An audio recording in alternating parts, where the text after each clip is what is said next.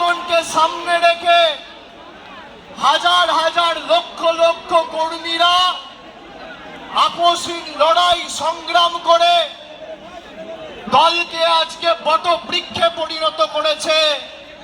তারা যদি ভাবে যে গদ্দারি বেঈমানি করে দলকে দুর্বল করব, তৃণমূল কংগ্রেস আরো শক্তিশালী হবে। যারা আজকের সভায় এসছেন, আমি কুর্নিশ জানাই প্রত্যেকটা কর্মীকে। যারা বলেছিল তৃণমূল কংগ্রেস শেষ, তৃণমূল কংগ্রেসকে পুড়িয়ে ছাড়খাড় করে দেব,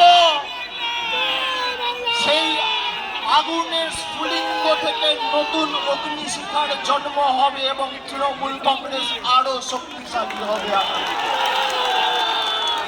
কারোর ক্ষমতা নেই। আর বিজেপি যদি মানুষের রায় জিতে থাকেন, তাহলে এত ভয় কেন? তৃণমূল কংগ্রেসের কর্মীদের মিথ্যা মামলায় জেলে ঢোকানো, নেতাদের উপর যারা মমতা বন্দ্যোপাধ্যায়ের সাথে এখনো আছে তাদেরকে ভয় দেখানো, তৃণমূল কংগ্রেসকে চমকে ধমকে লাভ নেই।